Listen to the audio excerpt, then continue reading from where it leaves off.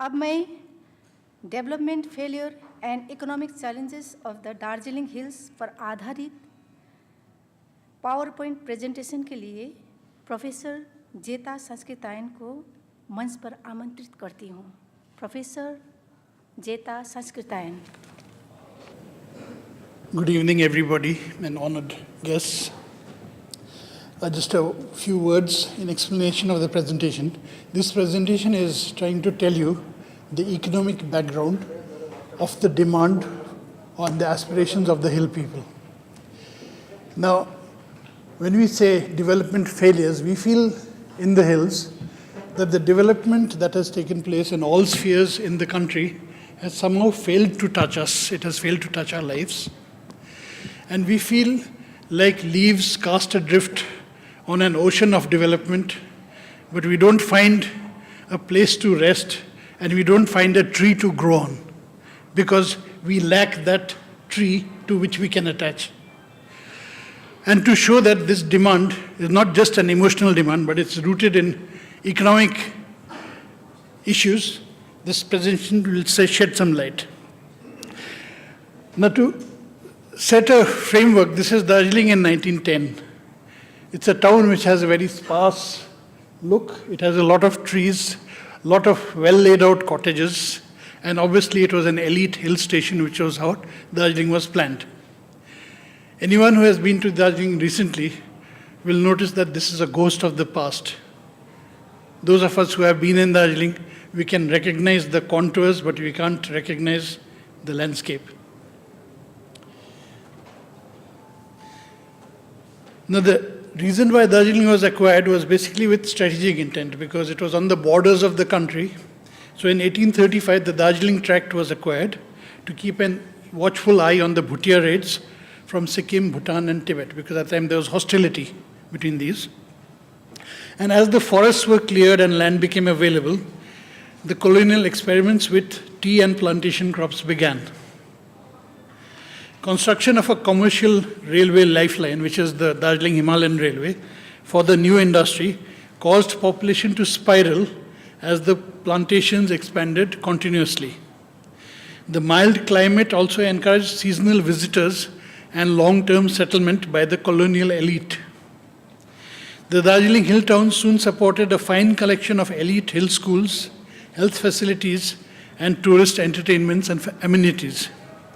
To support this colonial enterprise, broad masses of hill people were inducted into menial service. So this is the point at which the course starts. Now, Darjeeling, as you know, is set in the hills.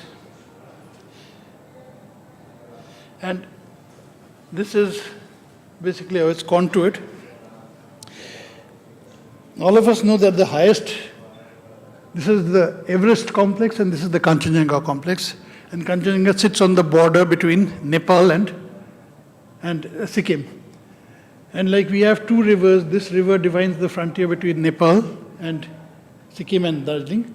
And towards here we have a river called the Jaldhaka, which defines the border between Bengal and Bhutan. So basically this set of hills out here is basically the Darjeeling Hill Tract. And we can see how important rivers are to this landscape because we are in the mountains. A lot of rain falls on the mountains and it descends from the mountains and feeds the mighty rivers, both the Ganga from Uttarakhand and also the Brahmaputra, including like basically all the rivers like the Teesta.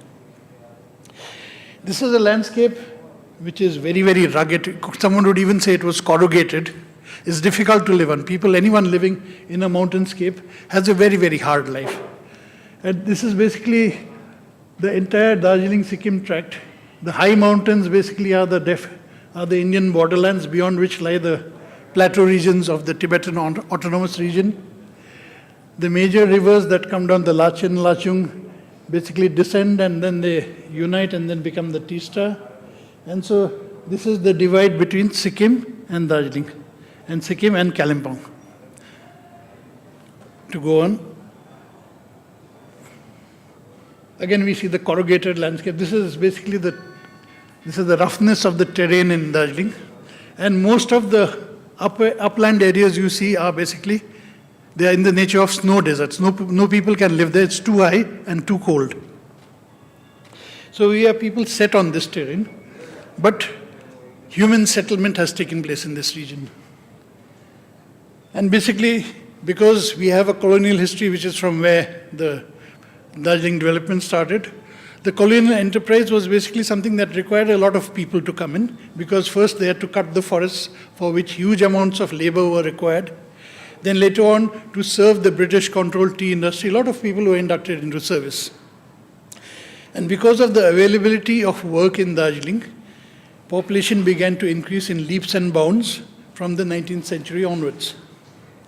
Since plantation lands were collectively operated in very large plantation units, the human carrying capacity of a plantation area was higher. More people can survive in a large plantation than would supply if it was basically farmland. A farmland has to support a certain number of people for every hectare, but a plantation can support a lot more. But the consequence was basically that even though there was work, the workers till today remain assetless. They own nothing except their own labor.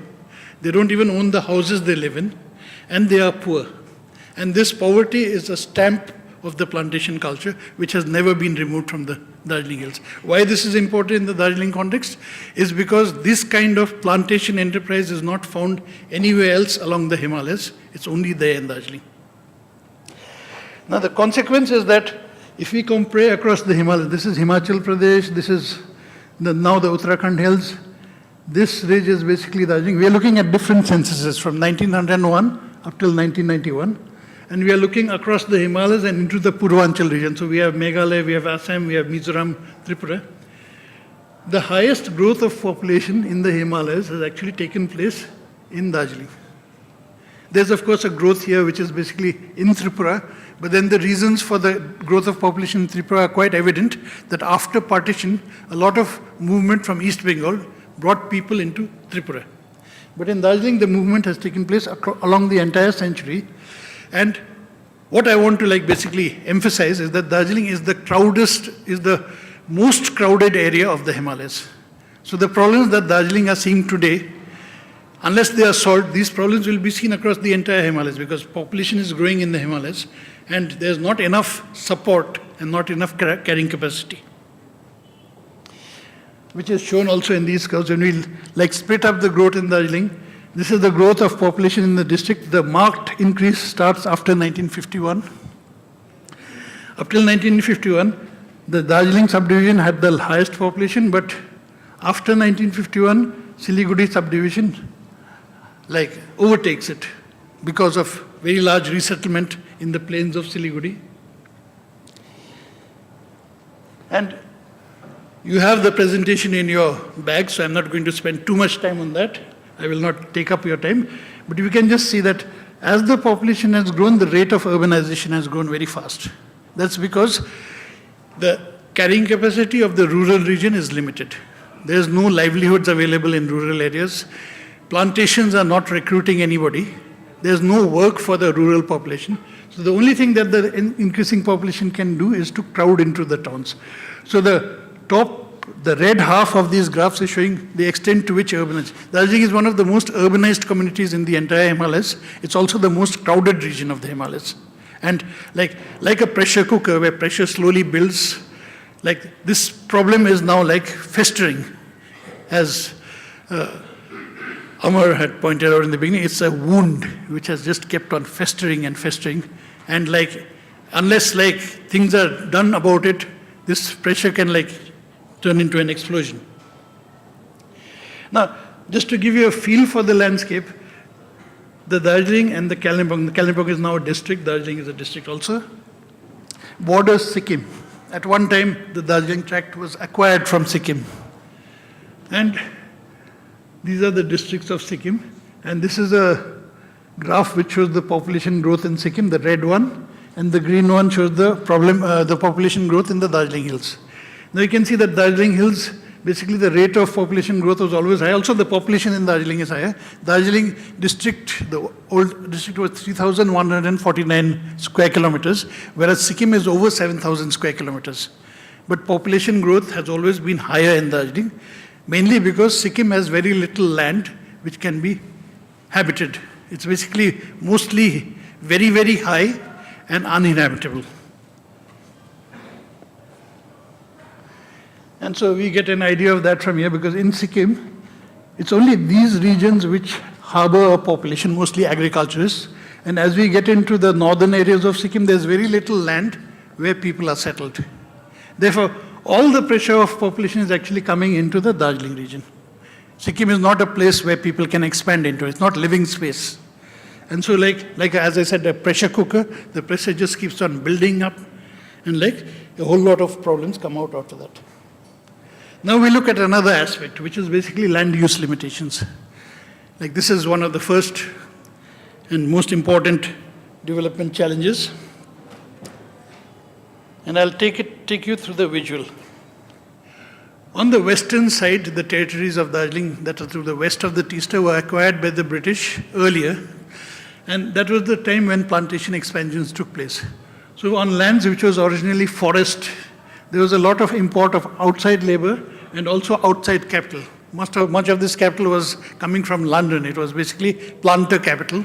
And the injection of planter capital and the injection of labor allowed commercial forestry and tea plantations to develop. So that was the first economic identity of Darjeeling. It was the one place in the Himalayas where commercial tea and commercial forest plantations were adopted.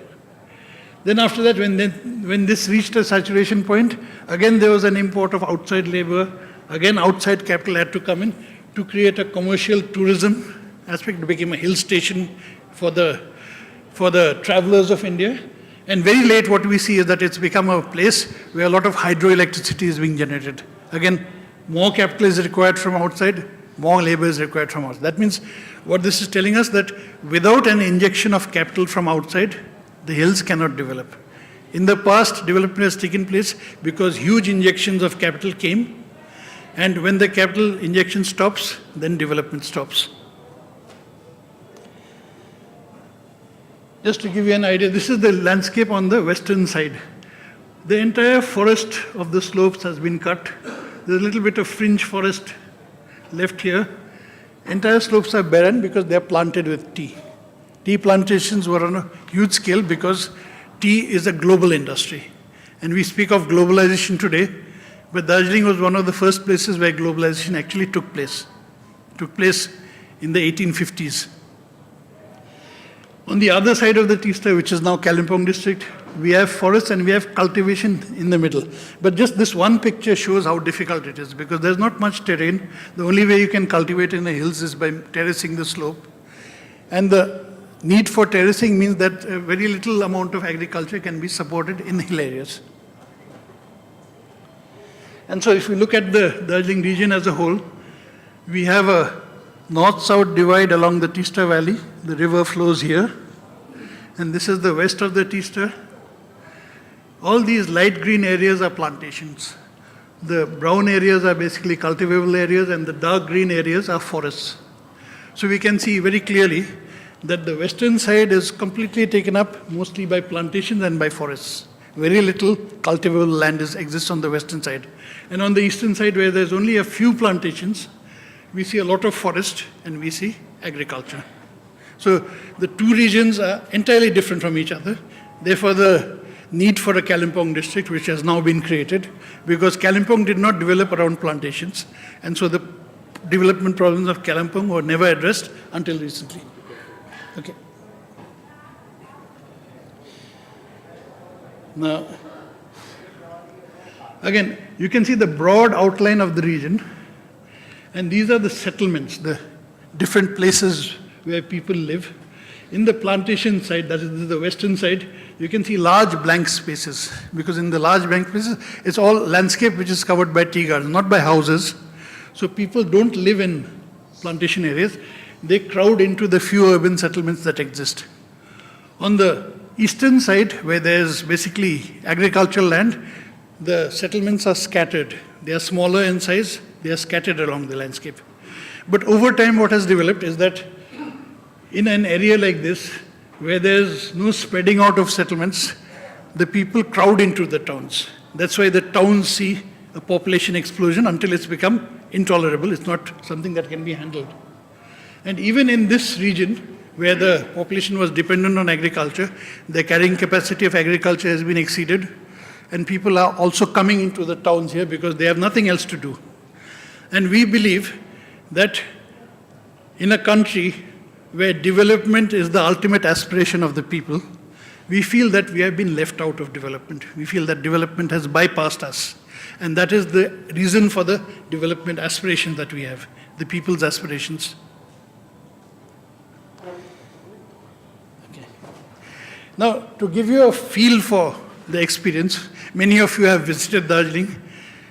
We have lived through Darjeeling from childhood, and we've seen the historical evolution of Darjeeling from a place which was like a very nice, scenic, something that looked very nice in tourist photographs, the reason why tourists still go up to these hill stations, into what it has become today. It's become an urban mess, urban maze, because nothing can be regulated there. So we're taking a look at a picture album of Darjeeling through the ages. Old photographs up till new photographs. In 1852, when Joseph Hooker came on a botanical expedition to the hills, he was accompanied by a botanical painter called Marianne North. And while she was in Darjeeling in 1852, she did a few watercolors which can be seen in the British Museum website. So this is a landscape of the time.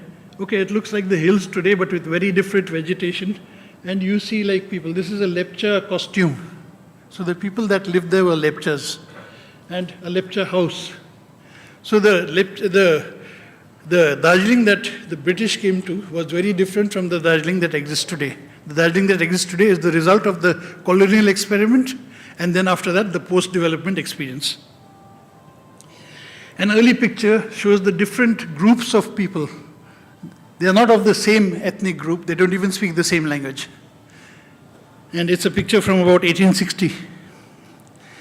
Another Samborn picture shows the different groups that live here. There's some Tibetans and some Lepchas and some Nepali women out here, all speaking different languages. So Darjeeling was a melting pot in the sense that different communities came together and learned to live together, which is quite unique about the Himalayas. It's also quite unique among the Gorkhas, as General Gurung pointed out, that we have many, many groups, but we have a complete identity, which is the identity of a Gorkha. Another old picture of Darjeeling before its development. It looks like a normal hillside. A little bit of the town is just beginning to develop out here. There's a Gopal Mandir, which is still there. And the first roads have been carved out by the British. And this was the British conceptualization of how hill town should be, because they had thought of Darjeeling as a colony where white residents would settle, because the climate was very much like England. And this was the mode of conveyance before motor transport. The ladies, the mem-subs, would be carried up in these, they're called Dundies in Mussoorie. They are called darks. So 1 mem-sub to 4 hillmen. That was the ratio. The first road, when it was built through this kind of countryside. Today the trees are all different, but you can see the extent of destruction that development causes even then. Today it's even worse. So many trees are cut. This is the ridge. Now the entire region is covered, but like the first few houses, this is very close to the Rajbhavan area of Darjeeling. And this is the Gymkhana Club. And you can see again a sahib being carried in the tea garden. He's a tea garden planter, again being carried by 4 men on shoulders because labor was cheap. And labor was available because there was work available in Darjeeling. And the railway played a big part in Darjeeling history. It not only was a railway to carry people, but it also carried the production of tea. Tea became a global industry because there was a railway to ferry the produced tea all the way up till Calcutta. And much later, a diesel engine was introduced. So this is a few signs of development that we see. An old picture of Darjeeling going through the DHR going through Ghum. People at that time still used to wear their different headdresses because each headdress represents a different sub-community. Ramshackle houses. Darjeeling, when it was in its prime as a British health station in 1912, very spread out, very sparse houses, most of them are kotis. This is a crowded marketplace because on the Saturday bazaar, the ordinary hill people would come to Darjeeling town to do their purchases. So the town was actually known as a Gundri Bazaar or a mat market. That's the only connection that the hill people had with the town. The town was a British town, but on Saturday, on market day, the people would come and do their economic work. So again, another Saturday scene, another of the main markets, which is called Daroga Bazaar. You can see all the British cottages on top. This is a picture from about the 40s. You can see how few cars there. This is one of the central areas of Darjeeling, Caventers and Splinters Club. And in the 80s, basically a lot more construction, and basically because people have to find a livelihood, so people have built street markets.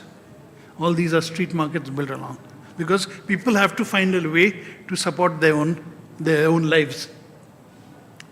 This is an old picture of Darjeeling. Note this hill because this will be relevant to the next picture. Okay, that is there, and this is Darjeeling today. I'm just going to flash it again. Keep this hill in your gaze because this is our landmark. This hill is now here. And look at the extent of crowding. And these are multi-story. Look at how many stories they are built out here. I was a member of a committee which looked at anthropogenic causes of landslides in the Darjeeling Hills. That's when this work was connected. And because Darjeeling is surrounded on all sides by tea gardens, so there is no urban space for the town to spread. So the only way the town can grow is if it grows upwards. So you're having high rises in Darjeeling, in a town which has suffered major landslides before. I shudder to think that if a landslide like 1899 landslide had occurred again, what the human cost would be. And we feel that having to live at such risk in a town in India indicates that nobody has found a solution for this. It's like 70 years since independence. Our aspirations have always been there. They've only got higher and higher, but no relief for these problems.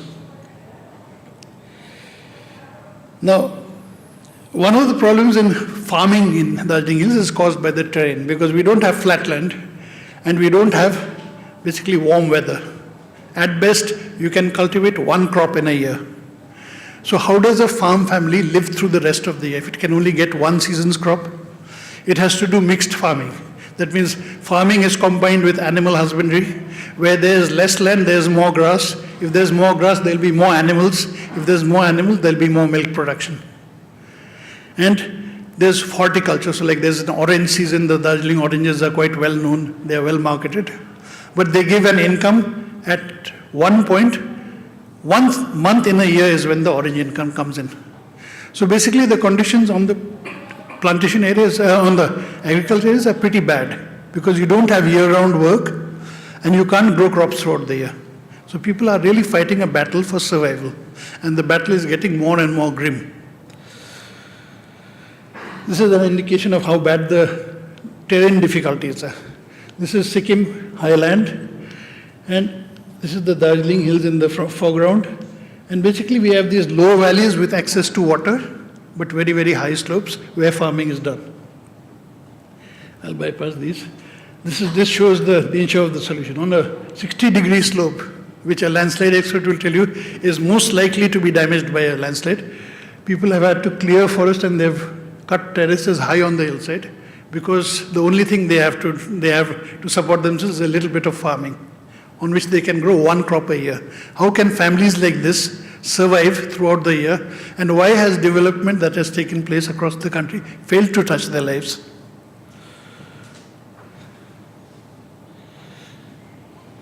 Now, another major problem that we see in Darjeeling is basically the risk of landslides. Basically, all these are basically these red signs are all landslides. And this is basically the Geological Survey of India map digitized onto the geology of Darjeeling. So we can see the landslides are concentrated in a particular belt. It's actually concentrated in the belt where the Teesta flows. And most of the farmland areas, if you remember the earlier graph, actually exist on this side. So the farming areas are most prone to landslides. And every year, a lot of property is damaged, lives are lost. And we see this litany happening every year. Every year when the rain comes, we have to like cross our fingers and hope this will not be the day when a major shower will come. And every year we cope with this with no relief.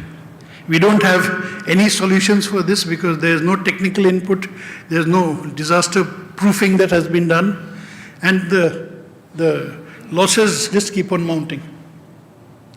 And when you impose a settlement map, the cadastral boundaries are here, we can see which areas are actually affected by landslides.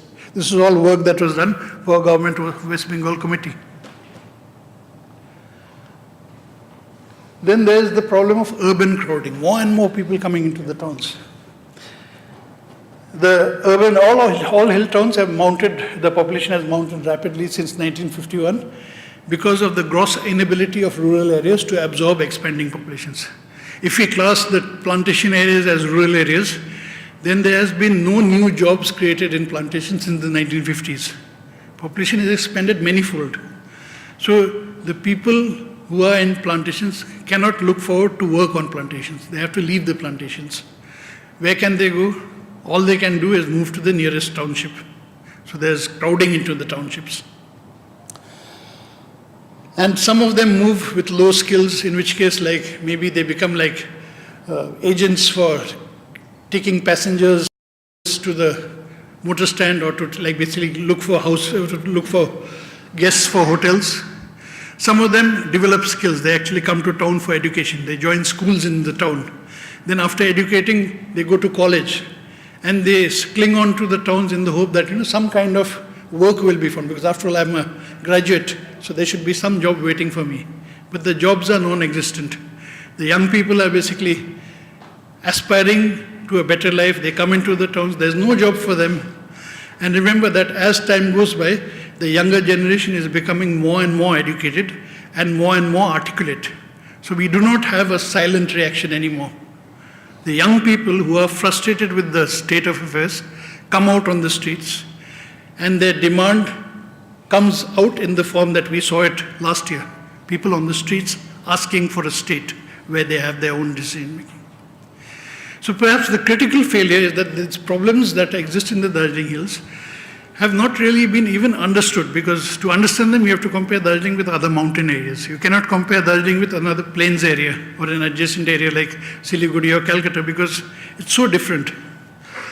And because the problems are not understood, therefore like development plans, I'm an economist, right? So my job is actually to look at development. And I feel that development plans have not actually been created which would meet these. If you look at the land use map, we see that out of the total area of Darjeeling, 1/3 is under the forests. That is 1/3 of Darjeeling, about 1,000 square kilometers, is under the State Forest Department. It's outside the control of the people. Another 1,000 square kilometers is in the hands of the planters as leased land. So the people have no control over the plantations. So the huge population that has grown in Darjeeling is only in control of 1/3 of the land space. So when people don't even have control over their own land, to put it, I can only put it in the way, like if a tea garden worker dies, and if this is one of the Buddhist communities which buries its dead instead of cremating the dead, then in order to get a grave to bury the dead in, they have to apply for a lease of land. So it's that bad. All of us remember the Zafar Ghazal, Do Gaz Zami the Mil Saki. So that is the tragedy of the people of the hills. And to give you a color, this is Darjeeling, an aerial shot. You can see like how bad the crowding is compared to the earlier hills, earlier photographs of the hill station in British days. This is Kurseong, Kalimpong, another town, but it's just as bad. Just high rises everywhere, till the point at which the whole hillside will collapse and all the people will go down the hill in a major landslide. And in Kurseong, we see the same thing happening. All the crowding is coming into the towns because the towns are the only place where you can hope to get something. But you don't get anything which is up to the level of skills you have. And when people find that there's nothing waiting for them at the end of the tunnel, then people come out on the streets and they raise demands.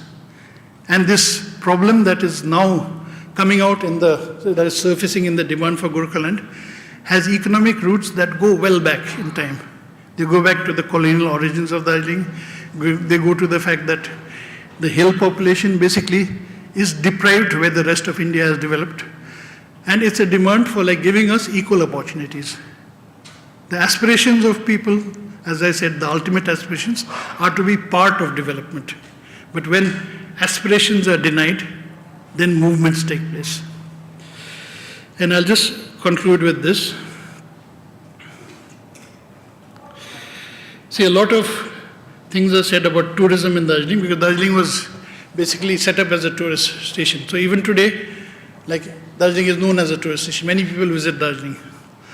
But what does Darjeeling get from tourism?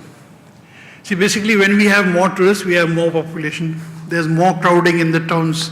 There's less water available for everybody in a town where water is already scarce. There's a lot of waste, there's a lot of pollution. There's a lot of vehicular movement which increases the threat of landslides. But the profits that come from tourism only go into limited hands. They go into the hands of the hotel owners or maybe the tour operators. And for the common people, tourism is not a godsend. Therefore, since the decision makers of the country are present in this room, I would like to end this presentation with this question, that what are we to do as people? We look to this country and to the glorious institutions that exist in Indian democracy for like our solutions. But when solutions do not come in the form of the present constitutional setup in which Darjeeling exists, then perhaps the time has come to look beyond, to see whether a new solution can be created, which will not take care only of Darjeeling, but will take care of all hill regions altogether.